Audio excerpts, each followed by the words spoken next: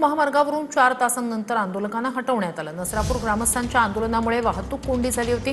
पोलिसांनी आंदोलकांना हटवलंय, महामार्गावरील वाहतूक सुरळीत केली। भोर तालुक्यातल्या नसरापुरातील 4 वर्षांच्या चिमुरडीवर अत्याचार आणि हत्ये प्रकरणाच्या निषेधार्थ रास्ता रोको करण्यात आला। शनिवारी रात्री नसरापूरच्या ग्रामस्थांनी पुण्यातील नवले ब्रिजवर रास्ता रोको आंदोलन केलं। नसरापूर ग्रामस्थांच्या आंदोलनामुळे वाहतूक कोंडी झाली होती।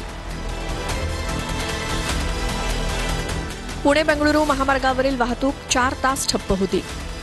पोलिसांनी आंदोलकांना हटवलं आणि महामार्गावरची वाहतूक सुरू केली। नराधम आरोपीला आमच्या ताब्यात द्या अशी मागणी आंदोलकांनी केली होती। तर आरोपीला फाशीची शिक्षा देण्याचा आमचा पूर्ण प्रयत्न सुरू असल्याचं पोलीस आयुक्त अमितेश कुमार म्हणाले। काल पोलिसांनी लाठी हल्ला केलाय, त्याचा आत्ताच मी व्हिडिओ सुद्धा शेअर केलेला आहे। पोलिसांनी खरं तर फक्त समजावून सांगून किंवा काठी न मारता सुद्धा बळाचा वापर करून हे करणं शक्य झालं असतं। ह्या प्रकरणी सुद्धा आम्ही माननीय अधिकाऱ्यांना जाब विचारणार आहोत। पोलिसांनी इमोशनल ब्लॅकमेल केले नाही। पोलिसांनी जे मुद्दा होता त्या मुद्द्यावर त्यांना समजावून सांगण्यात आला होता आणि शेवटी काही लोक जे त्यांचे आई वडिलांना पण बाहेर पडू देत नव्हते, अशा लोकांना बाहेर काढून ते आई वडिलांना गाडीमध्ये बसून ते स्वखुशीने पुढचे केले। कोणताही प्रकारची लाठीचार्ज झाली नाही। नसरापूरच्या पीडितेवर रात्री उशिरा पुण्यातल्या वैकुंठ स्मशानभूमीत अंत्यसंस्कार करण्यात आले। मुख्यमंत्री फडणवीसांनी नातेवाईकांना आश्वासन दिल्यानंतर अंत्यसंस्कार करण्यात आले।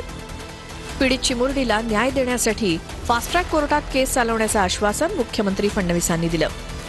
रोहित पवार पीडितेच्या कुटुंबियांची भेट घेणार आहेत। सकाळी 11:30 वाजता नीलम गोऱ्हे पीडितेच्या कुटुंबियांची भेट घेणार आहेत, तर दुपारी 3 वाजता मनोज जरांगेही पीडित कुटुंबाला भेटणार आहेत। या घटनेच्या निषेधार्थ भोर आणि राजगड तालुक्यात कडकडीत बंदची हाक देण्यात आली आहे। सर्व व्यापारी असोसिएशन, दुकानदार आणि नागरिकांकडून बंदचं आवाहन करण्यात आलंय। मुलीला न्याय मिळत नाही तोपर्यंत, त्या नराधमाला फाशी होत नाही तोपर्यंत कुणीही राजकीय व्यक्तीनं कुटुंबाला भेटायला येऊ नये।